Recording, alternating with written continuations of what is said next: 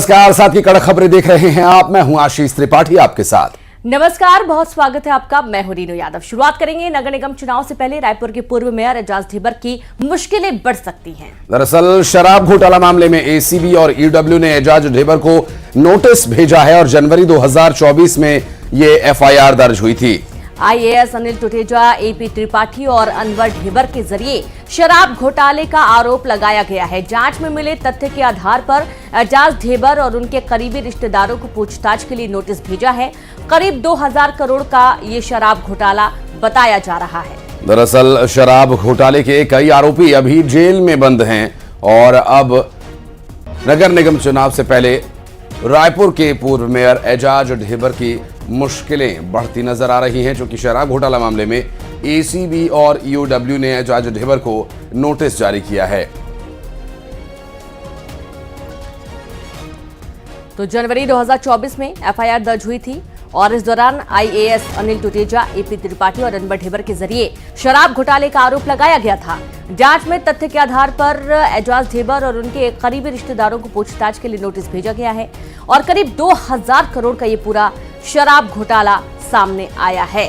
शराब घोटाले के कई आरोपी अभी भी जेल में बंद हैं और लगातार इस पर सुनवाई हो रही है। लेकिन अब नगर निगम चुनाव से पहले एजाज ढेबर की जो मुश्किलें हैं वो बढ़ती हुई नजर आ रही हैं। जनवरी 2024 में एफआईआर दर्ज हुई थी और अब नोटिस भेजा गया है एजाज ढेबर के लिए। एक मुश्किल भरा यह समय है, क्योंकि एक तरफ चुनाव और दूसरी तरफ एक बड़ी मुसीबत शराब घोटाला मामले में फंसने की संभावना। आपको बता दें कि इस पूरी घटना के बाद ये कहा जा सकता है कि मुश्किलें बढ़ सकती हैं और इस मुश्किल के समय में क्या कोई कदम उनके पास उठाने के लिए बचा है, क्या कोई रास्ता उनके पास बचा है, ये देखने की बात होगी। शराब घोटाला मामले में पूछताछ के लिए अब उन्हें नोटिस भेजा गया है और बात करेंगे हमारे सहयोगी तनु इस वक्त हमारे साथ जुड़ गए। तनु, एक तरफ चुनाव उसकी तैयारी और दूसरी तरफ जवाब देने की तैयारी, मुश्किल भरा समय है ढेबर के लिए। जी बिल्कुल, देखिए जनवरी 2024 में ईडी ने एसीबी और ईओडब्ल्यू में एफआईआर दर्ज कराई थी अब अवैध घोटाले को लेकर, जिसमें ईडी ने दावा किया था कि एक्स सीएम भूपेश बघेल के कार्यकाल के दौरान आईएएस अनिल टुटेजा, एपी त्रिपाठी, अनवर ढेबर समेत जो इनके जरिए जो है 2000 करोड़ से अधिक के अवैध घोटाले को जो है वो अंजाम दिया गया था, जिसमें ईडी के द्वारा नकली होलोग्राम का भी जो है वो खुलासा किया गया था, जिसमें अनवर ढेबर की जमीन में डुप्लीकेट होलोग्राम भी बाद में जो है वो बरामद किए गए थे। और इस मामले में अभी भी ये जो अधिकारी है वो जेल में बंद है। अब इसके बाद अब ईडी ने एसीबी और ईओडब्ल्यू ने जो है निवर्तमान मेयर एजाज ढेबर को जो है नोटिस तलब किया है। हालांकि कहा जा रहा है सूत्रों के मुताबिक कि एजाज ढेबर ने नगरीय निकाय चुनाव का हवाला देकर अभी पूछताछ के लिए छूट मांगी, लेकिन जैसे जैसे उनसे पूछताछ का क्रम जो है वो शुरू होगा, सिलसिला शुरू होगा, तो एजाज ढेबर की मुश्किलें भी जो है वो बढ़ सकती है, क्योंकि इसके अलावा कई करीबी रिश्तेदारों को भी एसीबी और ईओडब्ल्यू ने नोटिस भेजा और कहा जा रहा है कि ईडी की जांच में जो तथ्य सामने आए हैं उस आधार पर उन्हें जो है नोटिस किया गया है। इसके साथ ही इस पिछले 2 साल से ईडी की इस पूरे मामले में जांच जो है वो लगातार जारी है। पूर्व मंत्री कवासी लखमा भी अभी जेल में बंद है। इसके साथ ही उनके बेटे हरीश लखमा से भी पूछताछ की जा रही है। इसके अलावा और कई ठेकेदार और राजनेता हैं जिनसे पूछताछ का क्रम लगातार चल ही रहा है और पिछले 2 साल से ईडी इस पूरे मामले में जांच कर रही है। जैसे जैसे उनकी जांच बढ़ रही है, जैसे जैसे परते दर परते ईडी जो है उधेड़ रही है, ऐसे में कहा जा सकता है कि आगे और भी कई राजनेता जो है ईडी के रडार पर आ सकते हैं। बहरहाल निवर्तमान मेयर एजाज ढेबर ने निकाय चुनाव का हवाला देते हुए पूछताछ से समय मांगा है। बहरहाल ये आगे देखने वाली बात होगी कि आखिर उनसे पूछताछ कब जो है वो शुरू होती है और उनसे पूछताछ करने के बाद कितनी मुश्किलें बढ़ती है और क्या कुछ इस पूरे मामले में खुलासा होता है। जी बिल्कुल, बहुत शुक्रिया आपका तनु तमाम जानकारी के लिए। तो देखना है कि पूछताछ के दौरान क्या कुछ और तथ्य निकलकर सामने आते हैं। चलिए अब आगे बढ़ेंगे। दरअसल सिवनी के नगझर बाईपास के पास प्रयागराज महाकुंभ जाने वाले सभी वाहनों को पुलिस ने पूरी तरह से रोक दिया है। दरअसल नेशनल हाईवे 44 और प्रयागराज जाने वाले मार्ग पर भीषण जाम लगा हुआ है और हाईवे में भीषण जाम को कंट्रोल करने के लिए सिवनी के नगझर बाईपास पर पुलिस ने सभी वाहनों को आगे जाने से पूरी तरह रोक दिया है। दरअसल सभी वाहनों को अन्य दूसरी दिशाओं की तरफ मोड़ दिया गया है। वाहनों को कंट्रोल करने के लिए सिवनी, कोतवाली, डूंडा, सिवनी थाने और बंडोल थाने की पुलिस को तैनात किया गया है और इस भीषण जाम से काफ़ी अव्यवस्था हो गई थी और ऐसे में एक रास्ता, एक विकल्प के तौर पर ये कदम उठाया गया कि जो वाहन प्रयागराज की ओर जाने वाले थे उन्हें दूसरे रूट्स पर डाइवर्ट कर दिया गया है और ये रूट डाइवर्जन रात भर चलता रहा, जिससे कि जाम को किसी तरह से कम किया जा सके। और काफ़ी मशक्क़त यहाँ पर प्रशासनिक कर्मचारियों को करनी पड़ी। सिवनी से तस्वीरें सामने आई जहाँ भीषण जाम कंट्रोल करने में प्रशासन के पसीने छूटे। देश भर से महाकुंभ के लिए प्रयागराज पहुंचे श्रद्धालुओं की भीड़ से पूरा नेशनल हाईवे जाम है। और बिगड़ती व्यवस्थाओं को देखते हुए कटनी पुलिस ने बैरिकेड्स लगाकर श्रद्धालुओं को आगे न जाने का आग्रह किया है। पुलिस प्रशासन श्रद्धालुओं के लिए खाने पीने की व्यवस्था की है। पुलिस अधीक्षक अभिजीत कुमार रंजन ने बताया कि हजारों की संख्या में गाड़ियां निकल रही हैं। दरअसल आगे जाम की स्थिति को देखते हुए इन्हें रोका गया। लोग महाकुंभ स्नान के लिए प्रयागराज जा रहे हैं, जिसमें महाराष्ट्र, तमिलनाडु, असम से लेकर अन्य राज्यों की गाड़ियां यहां पर फंसी हुई हैं और गाड़ियों का तांता किस तरह से जमा हुआ है। आप देखिए, लंबी कतार यहां दिखाई दे रही है, दूर तक गाड़ियां ही गाड़ियां नजर आ रही हैं ट्रैफिक में। तो यहाँ तक तो हम आ गए हैं, लेकिन अभी आगे बहुत मुश्किल है। ट्रैफिक बहुत जाम हो गया है, नहीं आगे जा सकते नहीं पीछे जा सकते। अभी इधर हम फंस गए हैं। आप सभी को पता है कि प्रयागराज जाने के लिए जो मुख्य मार्ग है जबलपुर कटनी होते हुए और रीवा होते हुए इलाहाबाद को प्रवेश करती है। अभी जो हमें सूचनाएं प्राप्त हुई है उसके मुताबिक इस रोड पे काफ़ी ट्रैफिक है, बहुत सारी गाड़ियां इस रोड पे जा रही है। इसके कारण रोड पे प्रेशर बहुत ज़्यादा क्रिएट हो गया है और आगे कई जगह जो है जाम की स्थिति बनी हुई है। इसी कारण से अभी यहाँ पे पब्लिक को हम लोगों ने एहतियात के तौर पे रोका है कि आगे प्रेशर ज़्यादा क्रिएट ना हो। साथ ही जैसे इससे आगे से रिलीज होता जाएगा प्रेशर, हम इनको धीरे धीरे यहाँ से रवाना करते रहेंगे। और रीवा जिले में चाक घाट से सोहागी तक भीषण जाम लगा है। हजारों गाड़ियां जाम में फंसी हुई हैं और चाक घाट से सोहागी तक लगभग 20 किलोमीटर लंबा जाम लगा हुआ है। और ये देखिए, ये एक्सक्लूसिव तस्वीर आपके सामने, जब देर रात लंबा जाम लगा रहा और संवाददाता विजय गुप्ता जुड़ गए। विजय, 20 किलोमीटर तक का लंबा जाम लगा रहा, अभी क्या स्थिति है? चाहूंगा कि महाकुंभ में 5वें शाही स्नान के लिए लोगों का हुजूम उमड़ा हुआ है। जैसा मैं आपको बताना चाहूंगा, NH 30-37 जो कन्याकुमारी, कश्मीर से लेकर कन्याकुमारी को रोड जोड़ती हुई है, वो रोड जाती है चाक घाट इलाहाबाद के लिए। वो रोड में खचाखच गाड़ियों का जो हुजूम है वो पूरी तरह से एकदम पैक हो चुका है और हर जगह पॉइंट बनाए गए हैं। पुलिस प्रशासन गाड़ियों को रोक रही है कि बहुत ज्यादा वहाँ भीड़ है, अभी आप मत जाइए। 20 से 30 किलोमीटर के एरिया में जाम लगा हुआ था और पूरे यात्री परेशान थे और प्रशासन पूरी तरह से व्यवस्था में लगा था, उनको रुकने, खाने पीने से व्यवस्थाएं पूरी कर रहा था। अभी फिलहाल जाम लगा हुआ है, अब थोड़ा थोड़ा करके वहां छोड़ने की कोशिश की जा रही है। जी बिल्कुल। और ये जो स्थिति दिखाई दे रही है, इस स्थिति से निपटना विजय प्रशासनिक अधिकारियों के लिए भी एक बड़ी चुनौती रहता है और लोगों के लिए भी एक समस्या ये बना हुआ है। बहुत शुक्रिया आपका इस पूरे मामले पर जानकारी देने के लिए।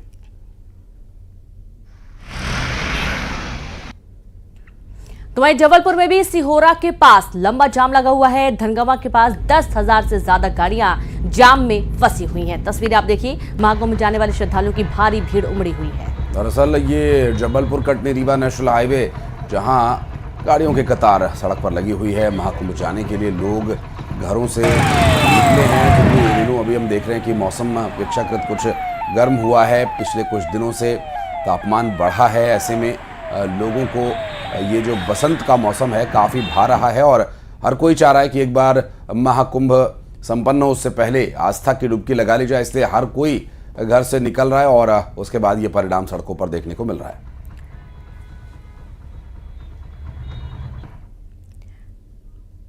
सीएम डॉक्टर मोहन यादव ने जाम को लेकर सोशल मीडिया एक्स पर एक पोस्ट किया है। दरअसल सीएम ने लिखा कि जाम में प्रभावित लोगों को तत्काल सहायता के निर्देश दे दिए गए और श्रद्धालुओं को भोजन, पानी और ठहरने की सुविधा हो, इसके लिए भी निर्देश जारी किए गए हैं। सीएम ने श्रद्धालुओं से भी प्रशासन का सहयोग करने की अपील की है।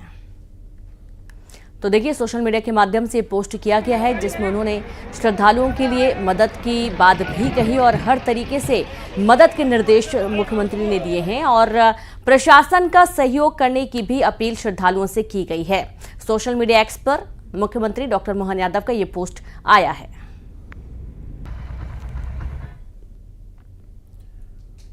और पीएम मोदी आज सुबह 11 बजे परीक्षा पर चर्चा करेंगे। परीक्षा पे चर्चा 2025 का एक टीजर वीडियो जारी हो चुका है। प्रधानमंत्री ने वीडियो को सोशल मीडिया पर शेयर भी किया है। दरअसल प्रधानमंत्री नरेंद्र मोदी छात्रों के साथ बात कर रहे हैं, शांति और राहत, खुशी भरे पल बिताते हुए नजर आ रहे हैं। यह वीडियो परीक्षा के तनाव के बीच कई स्टूडेंट्स के चेहरे पर बड़ी मुस्कान बिखेर सकता है। दरअसल इस बार परीक्षा को लेकर जो चर्चा होनी है वो कुछ अलग अंदाज में होने वाली है, जहां पर किसी हॉल या स्टेडियम की जगह प्रधानमंत्री ने आउटडोर लोकेशन पर स्टूडेंट के साथ समय बिताने का तय किया है और परीक्षा पर चर्चा कार्यक्रम का एक टीजर भी सामने आया है। एक खुली सी जगह में जिसका नाम सुंदर नर्सरी है, वहाँ पर ये प्रोग्राम है। मकर संक्रांति में क्या खाते हैं? तिल गुड़। तो एक ही लेना ऐसा नियम नहीं है, ज्यादा पसंद हो ज्यादा खा सकते हैं। आप कहाँ से हैं? दिल्ली से, पंजाब से, केरला से आई हूँ, त्रिपुरा, गया जी बिहार से आए हैं। तो मुझे याद है मेरे टीचर मेरे हैंड राइटिंग ठीक हो इसके लिए वो बेचारे इतनी मेहनत करते थे। हैंड राइटिंग उनके थे उनसे भी अच्छे हो गए, उनके लिए मेरे नहीं हुए। बिल्कुल फ्रेंड की तरह बात कर रहे थे, मुझे लग ही नहीं रहा था कि इंडिया के प्राइम मिनिस्टर यहाँ है। मतलब घर में दादागिरी मत करना, तो हमारी डायरेक्ट पहचान है। मेरे को तो आज का ऐसा लग रहा है मैं सपना देख रही हूँ। पहले पोएम बनानी पड़ी, याद होगा तो मैं बोल रही हूँ। ठीक है जितना याद रहे, अभी बिल्कुल याद नहीं रहता। मैथमेटिक, अरे तू समझता क्या? आ जा मेरे साथ मुकाबला कर। बैट्समैन प्रेशर की परवाह नहीं करता, उसका पूरा ध्यान उस बॉल पे होता है। We would do a clapping, but with a twist, the flower clapping. और किसी के मन में आता है लीडरशिप का भाव। कैसे बताओ? जैसे बता रहे बता दो। वो दिल की बात बोलने के लिए मैं यहाँ चला आया। मैं मन की बात करता हूँ, आप दिल की बात करें। सवालों भरे तेरे मन में एक शाही शायद जवाब लिख रही है, फिर क्यों तू आसमान देखता है? ऐसा क्या है इन सितारों में, ऐसा क्या है तेरे मन में? बहुत अच्छे से उन्होंने हमें समझाया कैसे एग्जाम का स्ट्रेस नहीं लेना है हम लोग को। मेडिटेशन करना है। Yes sir. स्पेशली जब उन्होंने कहा कि जो फाउंटेन था उसको ऑब्जर्व करो और आपके दिमाग में क्या चल रहा है उसको भी ऑब्जर्व करो। जाकर के आप परिवार में करवाओगे तो क्या कहेंगे? पागल होकर क्या आएगा? We are very excited for परीक्षा पे चर्चा।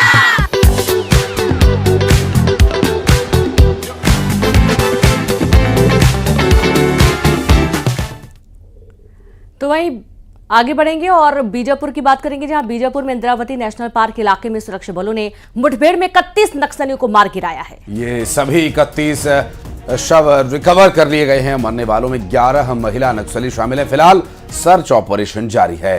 इस मुठभेड़ में डीआरजी और एसटीएफ के एक जवान शहीद हुए, तो वहीं 2 जवान घायल हुए हैं, जिन्हें एयरलिफ्ट कर रायपुर लाया गया है और उनकी हालत अभी फिलहाल खतरे से बाहर है। तो वहीं शहीद जवानों का गम भी है और मरने वाले नक्सलियों के शव पुलिस लाइन लाए गए हैं। बीजापुर से ये तस्वीरें सामने आ चुकी हैं और इन तस्वीरों को देखकर जाहिर है कि अब नक्सली मोर्चे पर जो एंटी नक्सल ऑपरेशन चलाए जा रहे हैं उनका ये प्रभाव अब कोर एरिया में, जहां नक्सलियों का गढ़ कहा जाता है, उस गढ़ में घुसकर उस गढ़ को ढहा रहे हैं सुरक्षा बल। नेशनल पार्क एरिया में डीआरजी और एसटीएफ की संयुक्त टीमें नक्सल विरोधी अभियान पे निकली थी और आज सुबह 8 बजे से ही लगातार एक्सचेंज ऑफ फायर होता रहा। एक्सचेंज ऑफ फायर होने के बाद में सर्चिंग के दौरान 31 माओवादियों के शव बरामद हुए, जिसमें 20 जिला बीजापुर के नेशनल पार्क क्षेत्र अंतर्गत प्रतिबंधित एवं गैर कानूनी सीपी मोदी संगठन कैडर्स की उपस्थिति के आसूचना के आधार पर जिला बीजापुर से संयुक्त बल नक्सल विरोधी अभियान के लिए रवाना किए गए थे। अभियान के दौरान आज दिनांक 9 फरवरी को प्रातः 8 बजे से लेकर लगातार डीआरजी, एसटीएफ, बस्तर फाइटर माओवादी के बीच अनेक बार रुक कर मुठभेड़ हुई। मुठभेड़ के उपरांत इलाके के सर्चिंग में अब तक कुल 31 माओवादियों का डेड बॉडी रिकवर की गए थे। और बालाघाट में भी मानागढ़ जंगल में पुलिस और नक्सलियों की मुठभेड़ हुई है। मुठभेड़ की तस्वीरें भी सामने आई हैं और यहां पर जंगल में जवानों को देखकर नक्सलियों ने फायरिंग की, जिसका जवाब हॉक फोर्स और सीआरपीएफ के जवानों ने दिया। जवाबी कार्रवाई में नक्सली जंगल में भाग गए। कुछ नक्सलियों के घायल होने की भी संभावना है और नक्सलियों की तलाश में पुलिस के जवान सर्च ऑपरेशन चलाए हुए हैं। तो वहीं जंगल में 10 से 15 नक्सलियों के होने की सूचना मिली थी। जंगल से बैरल, ग्रेनेड लॉन्चर और नक्सलियों की दैनिक उपयोग की सामग्री भी बरामद की गई है। और यहां पर आप देखिए, तस्वीरें भी आपको दिखा रहे हैं। जो सामान बरामद किया गया है, जिसका ये इस्तेमाल करते थे, ये भी टीम को मिला है।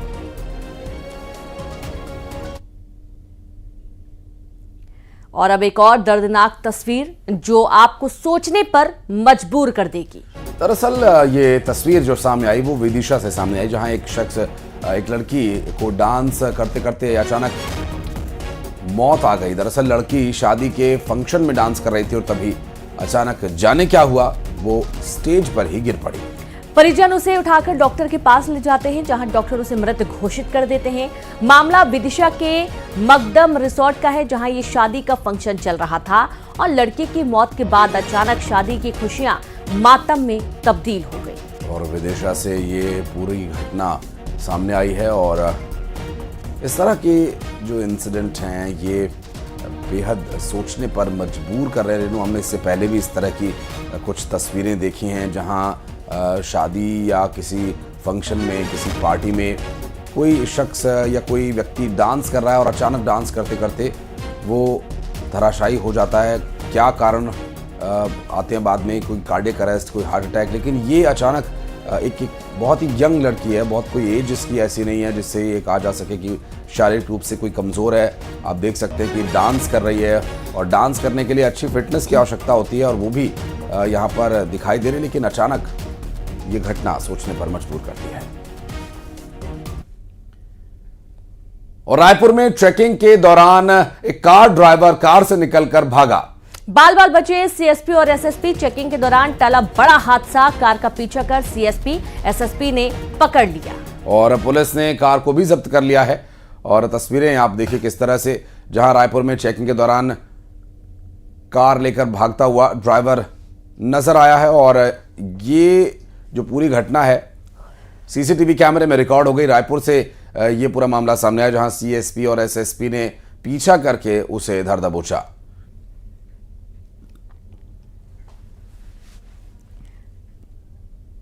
वहीं नर्मदापुरम के पिपरिया रोड पर पुराने टोल के पास एक कार में अचानक से भीषण आग लग गई। और बताया जा रहा है कि कार पहले पेड़ से टकराई और फिर उसमें आग लगी।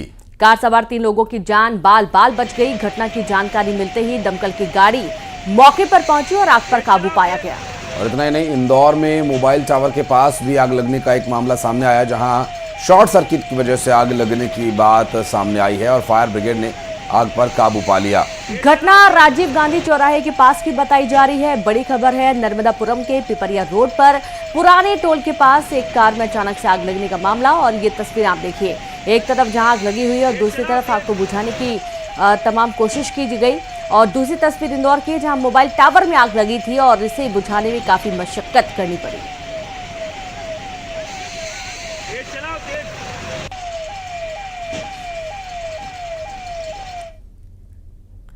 तो वहीं जबलपुर से मानवता को शर्मसार करने वाली एक तस्वीर सामने आई है। दरअसल एक बुजुर्ग को अपनी बीमार बहू को अस्पताल से घर ले जाने के लिए एम्बुलेंस नहीं दी गई, तो बुजुर्ग ने अपनी बहू को गंभीर हालत में स्ट्रेचर पर लेकर ही अस्पताल से घर ले जाने का तय किया। बताया जा रहा है कि उसके पास इतने पैसे भी नहीं थे कि वह प्राइवेट एम्बुलेंस कर सके और उसे काफी देर तक जब एम्बुलेंस नहीं मिली तब यहां तक कि ऑटो वाले 300 रुपए मांग रहे थे। बताया ये भी जा रहा है कि महिला कुछ दिनों से जिला अस्पताल में इलाज के लिए भर्ती थी।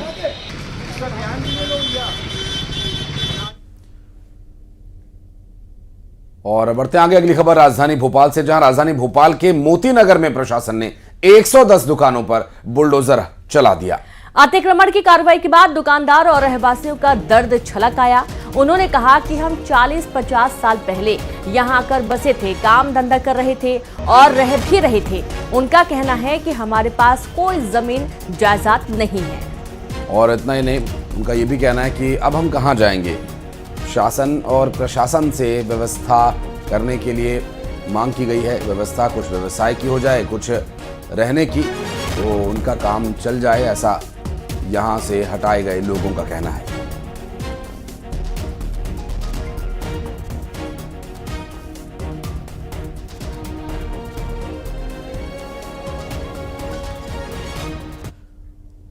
और देश के राष्ट्रपति द्रौपदी मुर्मू आज महाकुंभ नगर में आगमन उनका होने वाला है। वो संगम में डुबकी लगाएंगी और फिर अक्षय वट और बड़े हनुमान मंदिर में दर्शन पूजन भी करेंगी। करीब 5 घंटे का उनका महाकुंभ नगर में कार्यक्रम है। राष्ट्रपति सुबह 11 बजे प्रयागराज पहुंचेंगे और रात 8 बजे तक यहां रहेंगी। इस दौरान फ्लोटिंग जेटी पर संगम स्नान करेंगे और संगम तट पर पूजा पाठ करेंगे और उनके आगमन को लेकर प्रयागराज मेला प्राधिकरण और जिला पुलिस प्रशासन की ओर से तैयारियां तेज कर दी गई हैं। राष्ट्रपति के स्नान के दौरान संगम तट समेत सभी स्नान घाटों पर आम श्रद्धालु डुबकी लगा सकेंगे। स्नान घाटों पर सुरक्षा के कड़े बंदोबस्त किए गए हैं।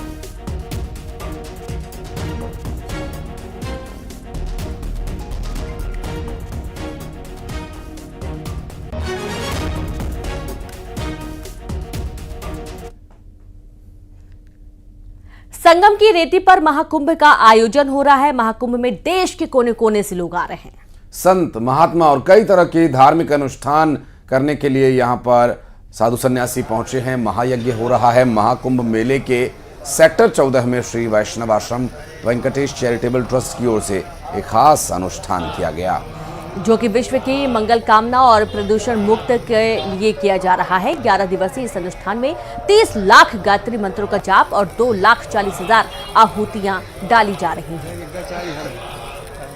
वैष्णव आश्रम bank charitable trust Maharashtra Virar, इसके द्वारा 250 ब्राह्मणों के द्वारा गायत्री पुलश्चरण का जप और उसके दशांश हवन और राधा कृष्ण का बीज मंत्र 1.25 करोड़ उसके दशांश हवन और इसके पश्चात सप्त ब्राह्मणों के द्वारा श्रीमद् भागवत महापुराण का मूल पाठ किया जा रहा है। विश्व कल्याण के लिए, पर्यावरण के लिए ये अनुष्ठान किया जा रहा है।